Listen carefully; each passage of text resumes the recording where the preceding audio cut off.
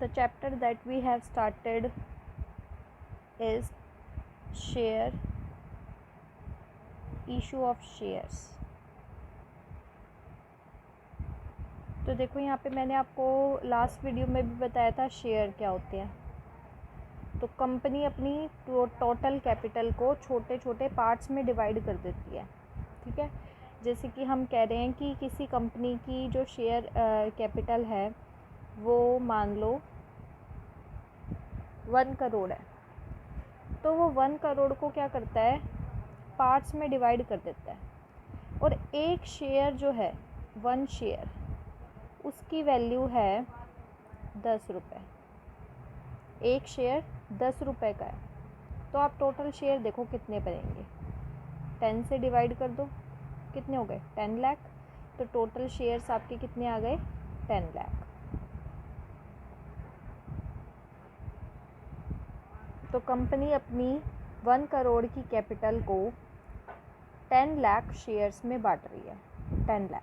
अब चाहे तो मैं उसका एक शेयर खरीदूँ, चाहे तो मैं 100 शेयर खरीदूँ, वो मेरे पे डिपेंड करता है. अब जैसे कि हम यहाँ पर देख लेते हैं कि ये जो 10 लाख की शेयर है वो ए ने इसके 1 लाख शेयर खरीदे. 1 लाख शेयर खरीदे. तो कितने के खरीदेगा, एक शेयर 10 रुपये का है. तो हमें निकालना पड़ेगा 1 लाख शेयर कितने के हो जाएंगे, कितने के हो जाएंगे 1 लाख शेयर, 10 लाख रुपए के. यानी कि वो जब 1 लाख शेयर खरीद रहा है ए, तो उसे 10 लाख रुपए देने पड़ेंगे. ऐसे ही अगर बी ने शेयर खरीदे, मान लो उसने 3 लाख शेयर खरीदे. कंपनी अपने शेयर बेचना कितना चाहती है, 10 लाख. 10 लाख में से ए कितना खरीद रहा है, 1 लाख. बी कितना खरीद रहा है, 3 लाख शेयर्स. ये भी 10 रुपये के हिसाब से खरीदेगा. तो ये कितने रुपए देगा, 30 लाख. देखो, ये 10 लाख दे रहा है, ये 30 लाख दे रहा है. तो कौन ज़्यादा मालिक बनेगा, कौन ज़्यादा बड़ा ओनर होगा, ये ओनर होगा जो जितने ज़्यादा शेयर्स खरीद रहा है वो उतना बड़ा ओनर होगा. प्रॉफिट में उसका हिस्सा उतना ज़्यादा होगा. ठीक है, यहाँ से समझ गए. ऐसे ही करके बहुत सारे जो शेयर होल्डर्स होते हैं, बहुत सारे ओनर इनके शेयर खरीद लेते हैं. कई बार ऐसी सिचुएशन आती है कि जितने इसने शेयर अलॉट करना चाहता है सारे के सारे उतने के उतने अप्लाई हो जाएंगे. यानी कि सभी जितने मेंबर है उन सब ने मिलकर उसके 10 के 10 लाख शेयर खरीद लिए. कई बार क्या होगा, कम खरीदे. ठीक है, तो उस सिचुएशन में हम बाद में देखेंगे. अभी हम जो यहाँ पर क्वेश्चन देखेंगे वो हम ये देखेंगे कि कंपनी ने जितने शेयर अलॉट करना चाहती है पब्लिक ने उतने ही अप्लाई कर लिए. शेयर बेचना चाहती है 10 लाख और टोटल 10 लाख ही पब्लिक ने अप्लाई कर लिए, एप्लीकेशन भर दिया 10 लाख के लिए. तो उस सिचुएशन में किस तरीके से अकाउंटिंग ट्रीटमेंट किया जाता है, क्या क्या हमारी जर्नल एंट्रीज रहती. तो इसके लिए सबसे पहले हम एक क्वेश्चन देख लेते हैं. यहाँ पे देखो एक क्वेश्चन दे रखा है आपको. X limited issued 20,000 shares of ₹10 each. कह रहे एक्स लिमिटेड ने 20,000 शेयर इशू किए, 10 रुपये का एक है. पेबल एज फॉलोज, वो इस तरीके से लेगा. अब मैंने इंस्टॉलमेंट्स आपको बताई थी कि ये कुछ नहीं है, ये सिर्फ इंस्टॉलमेंट्स है. कि सबसे पहले एप्लीकेशन का मैंने आपको बताया था कि जब कंपनी ये बताती है कि मैं अपने शेयर्स इशू कर रहा हूँ, ठीक है, तो आप उसके ऊपर जो भी पब्लिक है वो अप्लाई कर सकती है. तो सबसे पहले पब्लिक क्या करती है, अप्लाई करती है. कंपनी का फर्स्ट स्टेप होता है प्रोस्पेक्टस इशू करना. उस प्रोस्पेक्टस में लिखा होता है कि वो अपने कितने शेयर इशू करना चाहती है. उसके बाद पब्लिक का काम होता है कि वो कितने शेयर के लिए अप्लाई करती है. तो कंपनी ने अपने शेयर भी बता दिए, 20,000 शेयर है. एक शेयर की वैल्यू कितनी होगी, 10 रुपये, ये भी बता दिया. अब पब्लिक पे डिपेंड करता है कि वो कितने कितने उनके शेयर खरीदना चाहती है. अब यहाँ पे एप्लीकेशन मनी कहती है कि जब पब्लिक अप्लाई करना चाहेगी तो सबसे पहले उन्हें फर्स्ट इंस्टॉलमेंट के रूप में 2 रुपये देने पड़ेंगे. एक शेयर के 2 रुपये, ऐसा नहीं है सभी शेयर के 2 रुपये, एक शेयर के 2 रुपये. अगर कोई 100 शेयर खरीदता है तो 200 रुपये हो जाएंगे. देन अगर हम एक्सेप्ट कर लेते हैं, हम तुम्हें अपना ओनर बनाने के लिए मान जाते हैं, फिर आपको अलॉटमेंट के 3 रुपये देने हैं, फर्स्ट कॉल के 4 रुपये देने हैं, सेकंड कॉल कह लो या फाइनल कॉल कह लो ₹1 देने हैं। तो यहाँ पे आपकी कॉल्स बढ़ सकती है, application, allotment, first call, second call, फिर फाइनल कॉल, ये भी हो सकता है।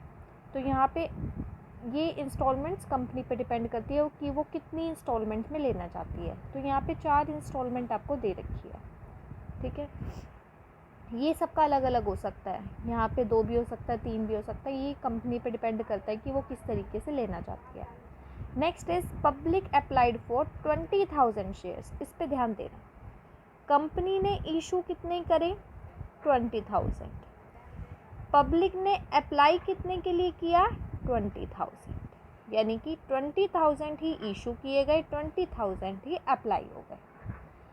अब 20,000 शेयर जो पब्लिक अप्लाई कर रही है उसमें से 2 पार्टनर दे रखे हैं, एक तो है मिस्टर ए, उसने 12,000 शेयर लिए, और एक है मिस्टर बी, उसने 8,000 शेयर्स लिए, हो गए 20,000। तो यहाँ पे अलग अलग बता रखे हैं, मिस्टर ए ने इस कंपनी के 12,000 शेयर्स परचेज़ करें और मिस्टर बी ने 8,000 शेयर्स परचेज़ किए।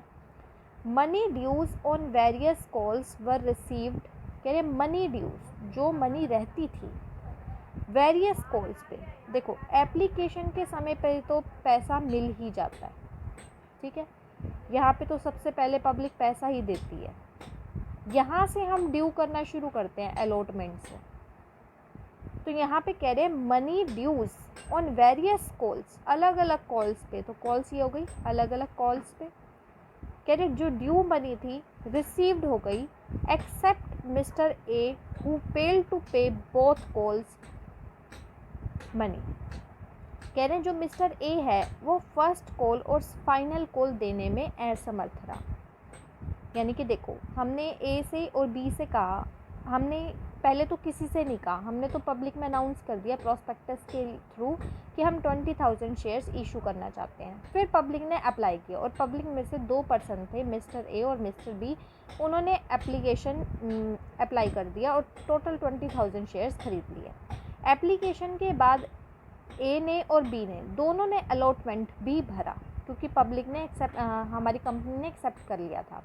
उसके बाद उन्होंने अलॉटमेंट भी भरा। उसके बाद क्या हुआ, फर्स्ट कॉल जब आई और हमने ड्यू दिखाया, हमने पैसे मांगे कि आप हमें इतने पैसे दो, तो बी ने तो दे दिए लेकिन ए देने में असमर्थ रहा। फिर हम सेकंड कॉल या फाइनल कॉल पे गए, फिर हमने ए और बी से मांगा, फिर से बी ने तो दे दिया लेकिन ए देने में असमर्थ रहा, उसने नहीं दिए। तो यहाँ पे कह रहे हैं ए ने दोनों कॉल देने में क्या था, उसने डिफ़ॉल्ट कर दिया।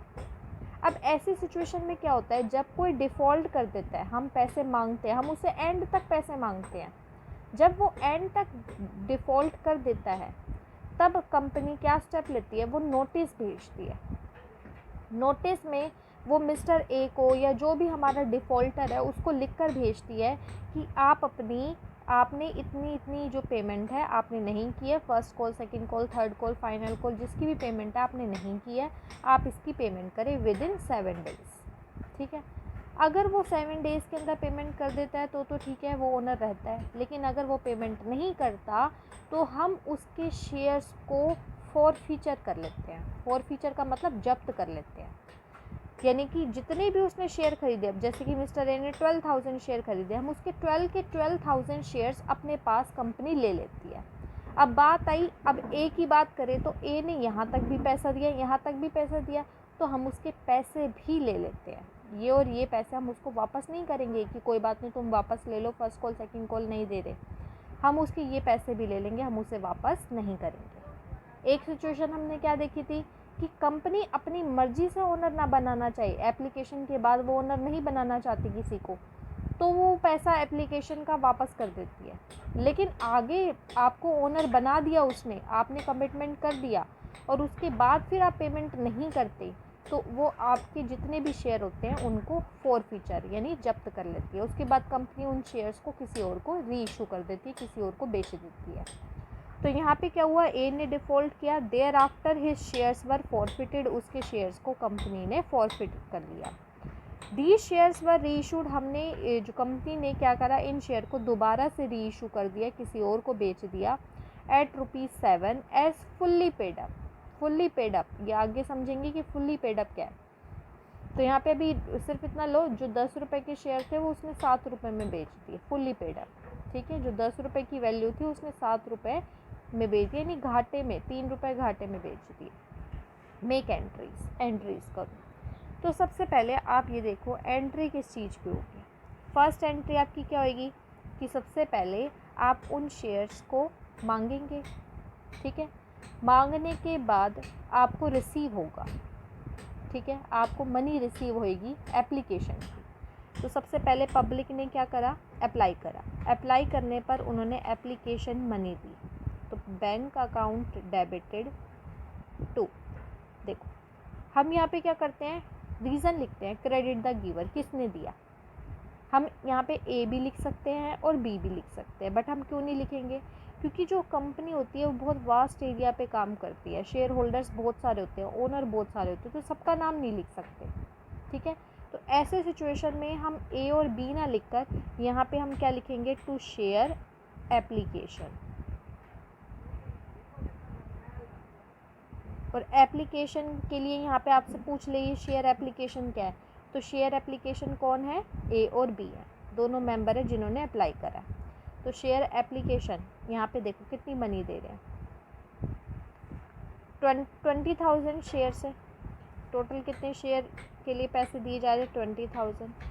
एप्लीकेशन के लिए कितनी है, 2 रुपीज़ है, तो कितने हो जाएंगे आपके 40,000। ठीक है, तो बैंक ने पब्लिक ने क्या करा, उन शेयर्स के लिए पैसे आपको दे दिया, एप्लीकेशन। अब उसके बाद सेकंड एंट्री देखो क्या होगी। ये जो शेयर एप्लीकेशन होता है वो हम टेम्परेरीली बनाते हैं। ठीक है, अब देखो, अब वो जो कंपनी, आपकी कंपनी में जो वो पैसा आ चुका है, जो पैसा आ चुका है, ठीक है, उससे आपकी कंपनी की कैपिटल बढ़ेगी। क्या बढ़ेगी, कैपिटल। तो हम यहाँ पे क्या लिख देंगे, to share capital, to share capital. और ये शेयर एप्लीकेशन को आप ख़त्म करना चाहते हैं, जो क्रेडिट किया था उसे हम क्या कर देंगे, डेबिट। तो यहाँ पे क्या कर देंगे, शेयर एप्लीकेशन डेबिट। टोटल 40,000 ही है। ठीक है, तो हमने ये क्या किया है, being application money transferred to,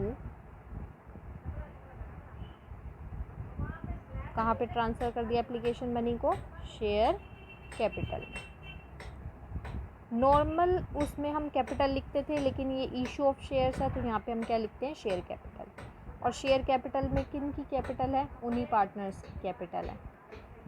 ठीक है, थर्ड नंबर पे क्या हुआ, थर्ड नंबर पे यहाँ पे कह रहे हैं, ऐसा कुछ नहीं दे रखा कि कंपनी ने मना कर दिया किसी को, दोनों को ओनर बना लिया। ठीक है, तभी तो बी अलॉटमेंट के पैसे भी दे रहा है। तो अब हम क्या करेंगे, एप्लीकेशन मनी तो रिसीव कर ली, उसे शेयर कैपिटल अकाउंट में डाल भी दिया। अब हम क्या करेंगे, अलॉटमेंट का पैसा मांगेंगे। तो मांगेंगे, यहाँ पे सबसे पहले आपको पैसे मिलते हैं, देन आप उसको कैपिटल में ट्रांसफ़र करते हैं, लेकिन यहाँ पे पहले आप मांगेंगे, ड्यू करेंगे कि आपको पैसे चाहिए। ठीक है, तो हम मनी ड्यू करेंगे अलॉटमेंट की। तो सबसे पहले हम पैसे मांगेंगे, और पैसे मांगेंगे तो वो बढ़ेगी क्या हमारी, शेयर कैपिटल। शेयर कैपिटल तो बढ़ जाएगी। और किस लिए मांग रहे हो आप, कहाँ से मांग रहे हो, share allotment, share allotment account debited. अब अलॉटमेंट 3 रुपये का है, 20,000 शेयर है, तो कितने के हो जाएंगे, 20,000 शेयर्स हैं, एक शेयर की वैल्यू 3 है, कितने हो जाएंगे, 60,000 मांग लिया। देन आप इसको ट्रांसफ़र करेंगे बैंक में, आपके पास फिर जब वो पेमेंट कर देंगे अलॉटमेंट की। ठीक है, अब वो अलॉटमेंट की पेमेंट कर रहे हैं, लिखा हुआ है कि ए ने सिर्फ फर्स्ट कॉल सेकंड कॉल नहीं दिया, बाकी दे दिया, तो यहाँ पे अब आपके पास पैसे आएंगे। अब यहाँ पे हुआ क्या था, आपने एक नोटिस भिजवाया था, आपने बी को बताया था, ए को बताया था अलॉटमेंट कितने पैसे देने हैं, अब वो देंगे। तो बैंक अकाउंट डेबिटेड, जो आपने ड्यू दिखाया था, ये शेयर अलॉटमेंट आपने ड्यू दिखाया था, ठीक है, ड्यू दिखाया था। अब ड्यू ना होकर इसे ख़त्म कर देंगे टू शेयर अलॉटमेंट, क्योंकि आपको मिल रहे हैं अब शेयर अलॉटमेंट कितने मिल जाएंगे आपको 60,000। और ये एंट्री किस चीज़ की है, अलॉटमेंट मनी रिसीव। आपको अलॉटमेंट मनी रिसीव हो गई, और ये क्या था, अलॉटमेंट मनी ड्यू, और ये आपका क्या है, अलॉटमेंट मनी रिसीव। अब अलॉटमेंट भी रिसीव हो गई। अब उसके बाद थर्ड स्टेप आपका क्या होगा, फर्स्ट कॉल मांगेंगे। सबसे पहले मांगो, ड्यू करो। तो नेक्स्ट एंट्री हमारी क्या होगी, तो हमारी फिफ्थ एंट्री होगी ड्यू की। फर्स्ट कॉल ड्यू करेंगे। तो फर्स्ट कॉल ड्यू करने के लिए हम क्या करेंगे, first call account debited to share capital. Total कितने शेयर हैं, 20,000। फर्स्ट कॉल की रेट कितनी है, 4, कितने हो गए, 80,000।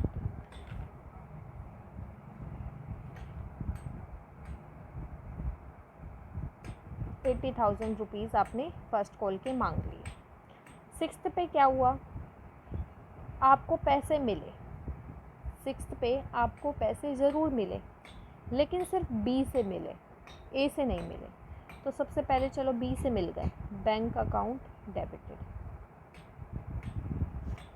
अब पहले ये भी देखना पड़ेगा बी से कितने मिले। अब फर्स्ट कॉल में 80,000 जो मिल रहे हैं, उसमें से देखो ए के और बी के देखो कितने हैं। ए ने 12,000 शेयर्स खरीदे, फर्स्ट कॉल की जो रेट है वो 4 है, तो ये आपका हो गया 48,000 ए से मिलने थे। इसने 8,000 शेयर्स खरीदे थे, 4 की रेट है, 32 इससे मिलने थे, तब जाकर आपके कितने हुए थे, 80,000। यानी ए से फर्स्ट कॉल का आपको 48,000 ड्यू दिखाया आपने, इसी के अंदर इंक्लूड है शेयर कैपिटल में, क्योंकि हमने बताया कि यहाँ पे ए और बी का नाम नहीं लिख सकते। अगर आपसे यहाँ पे कोई पूछ भी ले तो ये 80,000 कैसे आए, तो ए का कितना है 48,000 और बी का कितना है 32,000। तो ए से आपको 48,000 मिलने हैं, जो कि वो नहीं दे रहा। बी से आपको 32 मिल रहे हैं, वो दे रहा है।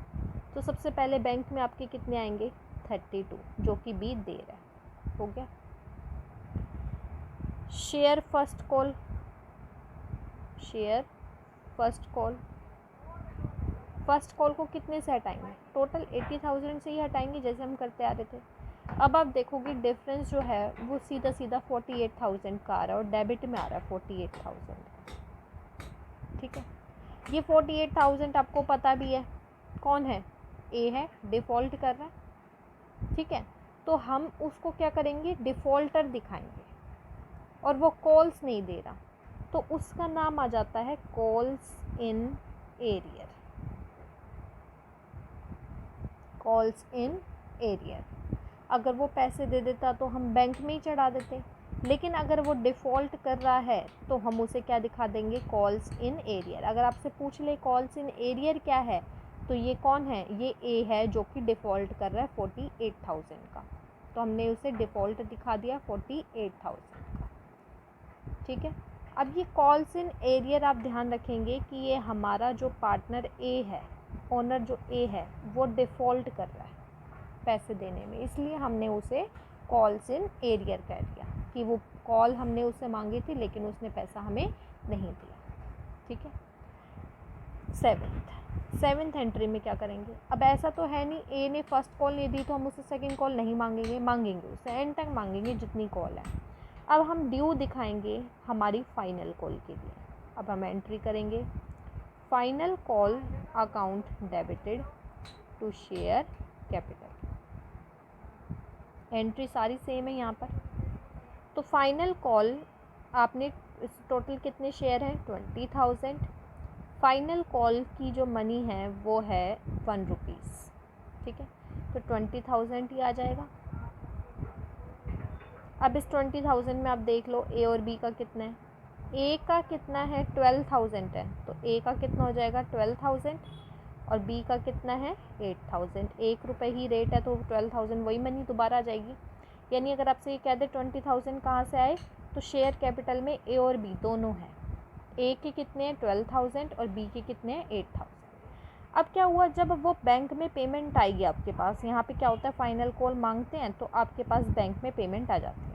तो बैंक में पेमेंट सिर्फ बी कर रहा है 8,000, तो बैंक में सिर्फ कितने आ जाएंगे 8,000 to share final call. Final call से आपको कितना ख़त्म करना है 20,000।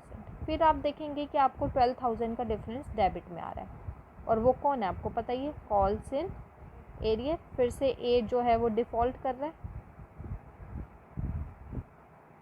कौन है ये, ए है।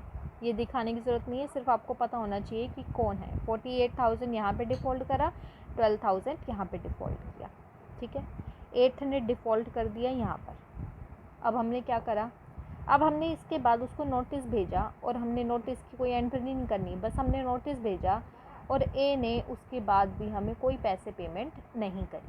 तो इस सिचुएशन में हम क्या करते हैं, इस सिचुएशन में हम क्या करेंगे, उसके शेयर्स को फॉरफीचर कर देंगे, क्योंकि आगे कह रहे हैं हमने उसके शेयर को रीइशू कर दिया और हमने उसके शेयर को फॉरफीचर कर लिया, फॉरफिटेड कर लिया, जब्त कर लिया। अब उसके शेयर्स को जब्त करना है, उसके शेयर्स को जब्त करना है। तो आप एक बार देखो बैलेंस शीट में, देखो बैलेंस शीट में आप देखते हैं लायबिलिटी साइड में यहाँ पे क्या होती है, कैपिटल होती है। तो इशू ऑफ शेयर्स में यहाँ पे क्या होएगी, शेयर कैपिटल, ठीक है। अब कैपिटल में हम क्या लिखते थे, ए की कैपिटल, बी की कैपिटल, सी की। यहाँ तो बहुत सारे ओनर होते हैं तो सीधा हम शेयर कैपिटल लिख देते हैं। तो अगर आप यहाँ पे शेयर कैपिटल की बात करें तो टोटल देखो शेयर कैपिटल होगी कितनी, कितनी शेयर कैपिटल होगी 20,000 कितने हैं 20,000 शेयर्स खरीदे। किसने खरीदे, ए ने और बी ने खरीदे। इसने 12,000 शेयर्स खरीदे, कितने 12,000, 10 रुपये के रेट से। तो इसकी कितनी होगी 1,20,000। इसने 8,000 शेयर्स खरीदे 10 रुपये के हिसाब से, इसकी कितनी होगी 80,000, ठीक है। इतनी इतनी इनकी कैपिटल होगी ए और बी की। अब यहाँ पे ए जो है जिसकी कैपिटल हम 1,20,000 दिखा रहे हैं, अब हम उसके शेयर्स को फॉरफिटेड कर रहे हैं। तो बताओ क्या उसकी बिजनेस में शेयर कैपिटल रहेगी, ए की शेयर कैपिटल रहेगी ही नहीं, 1,20,000 से रहेगी नहीं। हम उसकी कैपिटल ही ले रहे हैं, फॉरफिटेड कर रहे हैं। तो जो कैपिटल अभी तक आप शेयर कैपिटल के नाम से दिखाए जा रहे थे उसे आपको हटाना है। जब आप शेयर कैपिटल दिखा रहे थे तो आप क्रेडिट कर रहे थे, अब उसे हटाना है तो इसे हम क्या कर देंगे डेबिट, शेयर कैपिटल। और ये याद रखना है ये शेयर कैपिटल किसकी है, ए की। हम ए की कितनी ले रहे हैं कैपिटल 1,20,000, ठीक है। और आपको पता है हम क्यों ले रहे हैं, कॉल्स इन एरियर, उसने एरियर में डिफ़ॉल्ट किया, जिसे आप अभी तक डेबिट करते हुए आ रहे थे, उसके ऊपर ड्यू दिखा रहे थे। ये जो कॉल्स इन एरियर है ये आप ड्यू दिखा रहे थे अभी भी, ये भी आपका क्या दिखा रहे थे आप ड्यू।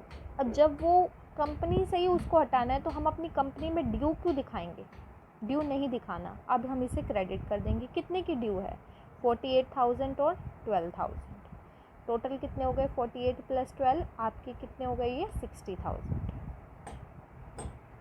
हो गए। 60,000 से ड्यू भी ख़त्म कर दिया। 60,000 का अमाउंट और आ रहा है, हम क्या कर लेंगे यहाँ पे टू शेयर फॉरफीचर,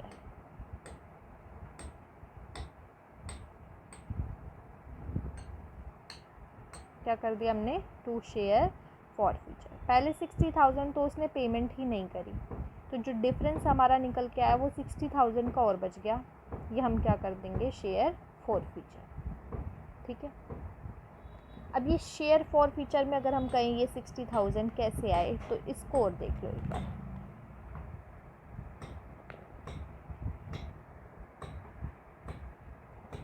जो ए था इसने एप्लीकेशन की मनी भी पेमेंट करी, तो एप्लीकेशन की मनी अगर आप देखो 12,000 मल्टीप्लाइड बाय 2, 24,000 यहाँ पर दिए थे। देन उसने दिया था अलॉटमेंट, अलॉटमेंट के लिए कितने पैसे उसने दिए थे, देखो 12,000 मल्टीप्लाइड बाय 3 कितने हो गए, 60,000 रुपीज़ ए हमें दे चुका।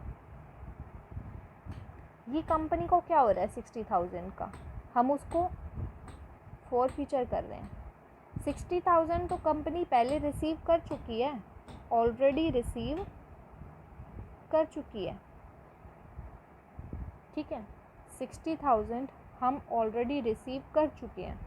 अब वो पेमेंट क्या नहीं कर रहा, फर्स्ट कॉल और फाइनल कॉल की पेमेंट नहीं कर रहा। ये सिर्फ आपको खाली रफ में मैं आपको समझाने के लिए कर रही हूँ। First call 12,000 multiplied by first call है 46, फिर है 12,000 मल्टीप्लाइड बाय 1 12,000, ठीक है। फर्स्ट कॉल की पेमेंट नहीं कर रहा, सॉरी यहाँ पे 48 आएगा। 60,000 क्या है, कॉल्स इन एरियर, जिसकी पेमेंट वो नहीं कर रहा, ठीक है। तो ये तो आपने कॉल्स इन एरियर को क्रेडिट क्यों किया था, क्योंकि पहले आप ड्यू दिखा रहे थे। अब आप जब्त क्या कर रहे हैं, उसके 60,000 रुपये जो उसने दे रखे हैं, फॉरफिटेड क्या कर रहे हैं, उसके 60,000 रुपये जो उसने बिजनेस में पहले से पेमेंट हमें कर रखी थी। अब कंपनी के लिए बताओ ये क्या है, कंपनी के लिए क्या है, ये प्रॉफिट। 60,000 का एक तरीके से प्रॉफिट ही हुआ, जो पहले से उसने पेमेंट कर रखी है, आगे जाके उसके शेयर्स को फॉरफिटेड किया जा रहा है, तो जो पहले से पेमेंट वो कर चुका, कंपनी के लिए क्या है, वो प्रॉफिट ही है। तो ये हमने प्रॉफिट दिखाया है टू शेयर फॉर फीचर के नाम से 60,000। समझ में आ गया, ये क्या है हमारा, कंपनी जो पहले से पेमेंट ले चुकी है उसको हमने प्रॉफिट के रूप में दिखाया, शेयर फॉर फीचर कर लिया हमने, ठीक है। 10th में आपको क्या करना है, देखो अब हमने फॉर फीचर भी कर लिया। आगे वो कह रहे हैं उसके शेयर को हम री इशू कर रहे हैं 7 रुपये के हिसाब से। जब आप री इशू करते हैं ना, तो आप इंस्टॉलमेंट्स को नहीं बांटते, आप कहते हैं कि टोटल हम पेमेंट लेंगे। तो ऐसे सिचुएशन में जो पे करने वाला होता है उसके ऊपर बर्डन आ जाता है, पहले उसको इंस्टॉलमेंट में देने पड़ेंगे, अब उसको बिना इंस्टॉलमेंट के देने पड़ेंगे। तो ऐसे सिचुएशन में क्या करता है बिज़नेस, थोड़ा कम में दे देता है। जैसे कि 10 रुपये का था एक शेयर, तो वो क्या कहेगा, चलो 7 में ले लो। अब कहोगे कंपनी घाटे में क्यों कर रही है, अरे घाटे में क्या कर रही है, पहले वो 60,000 प्रॉफिट कमा भी तो चुकी है, पहले ही वो 60,000 कमा चुकी है। इसी में से क्या करेगी, थोड़ा डिस्काउंट दे देगी, चलो कोई बात नहीं, मेरे पास 60,000 रुपये तो हैं ही, मैंने प्रॉफिट कमाया, ठीक है, ये तो मतलब बेफंड का प्रॉफिट मैंने कमा लिया, तो क्यों ना अब मेरे ये शेयर पड़े रहेंगे, कोई ख़रीदेगा नहीं, इसका कोई मालिक नहीं बनेगा, तो क्यों ना मैं उनको बेच दूँ, थोड़ा कम में ही बेच दूँ। और वो जो थोड़ा कम के ऊपर जो आप लॉस करने वाले हैं ना, वो लॉस आप इसी प्रॉफिट में से रिकवर कर लेंगे जो आप प्रॉफिट पहले कमा चुके हैं। तो अब आप क्या करेंगे, आप पैसे लेंगे री इशू करने पर, बैंक अकाउंट डेबिटेड। 12,000 शेयर बेच रहे हैं 7 रुपये के हिसाब से, कितने आएंगे, 84,000। अब आपको क्या होने वाला है, यहाँ पे लॉस तो होने ही वाला है, सीधी सी बात है, 3 रुपये के हिसाब से आपको लॉस होने वाला है ना। तो यहाँ पे एक और मालिक आ जाएगा आपका शेयर कैपिटल के नाम से, शेयर कैपिटल के नाम से मालिक आ जाएगा। वो मालिक बनेगा कितना, 12,000 मल्टीप्लाइड बाय 10 के हिसाब से ही बनाएंगे। तो आप देखोगे यहाँ पे 3 रुपये के हिसाब से आपको लॉस आएगा, तो 12,000 मल्टीप्लाइड बाय 3 36,000। और मैंने आपको बताया ये जो लॉस आपको आ रहा है ये आप रिकवर कहाँ से करेंगे, फॉर फीचर से। ठीक है, इसे हम क्या दिखा देंगे, शेयर फॉर फीचर। समझ में आ गया, रीइशू के टाइम पे। अब आप शेयर फॉर फीचर पे देखेंगे तो देखो शेयर फॉर फीचर एक तरीके से क्या आपका प्रॉफिट है, 60,000 का प्रॉफिट है। अब वो डेबिट हो रहा है तो 36,000 कम हो जाएंगे, तो 60,000 का प्रॉफिट है, 36,000 का आपने लॉस कर लिया, 24,000 तो अभी भी आपके पास प्रॉफिट के नाम से होगा, फॉर फीचर के नाम से होगा, यानी वो का प्रॉफिट होगा 24,000 का। तो रीइशू के समय पे थोड़ा लॉस भी हो जाता है, और उस लॉस को हम पहले जो प्रॉफिट कमा चुके होते हैं उससे हम कवर करते हैं। और वो प्रॉफिट आता कहाँ से है, जब हम किसी के शेयर्स को फॉर फीचर कर लेते हैं, तो जितना पैसा वो दे चुका होता है वो हमारा प्रॉफिट कहलाता है। तो ये जो शेयर फॉर फीचर के नाम से आपको ये दे रखा है, ये आपका क्या हो जाएगा, प्रॉफिट हो जाएगा। लेकिन इसे हम शेयर फॉर फीचर के नाम से ही नहीं दिखा सकते। आपको पता है कि यहाँ पे मैंने कितना प्रॉफिट निकाला, 24,000 का। तो इसे शेयर फॉर फीचर में ही नहीं दिखाएंगे, बल्कि बैलेंस शीट के लायबिलिटी साइड में आपका नाम होगा कैपिटल रिजर्व। क्योंकि देखो कैपिटल से होने वाले प्रॉफिट्स को हम रिज़र्व में डाल देते हैं, तो कैपिटल रिजर्व में ट्रांसफ़र कर देंगे। तो 11th एंट्री हम क्या करेंगे, जो ये प्रॉफिट है शेयर फॉर फीचर से, जो प्रॉफिट है शेयर फॉर फीचर से जो आपको प्रॉफिट है, इसे हम कहाँ ट्रांसफ़र कर देंगे, to share to capital reserve में। कितने का प्रॉफिट है आपका, 24,000। तो इसे हम शेयर फॉर फीचर में नहीं रख सकते, इसे हम कैपिटल रिजर्व में रख देंगे। और आप देखोगे बैलेंस शीट के लायबिलिटी साइड में कैपिटल रिजर्व के नाम से।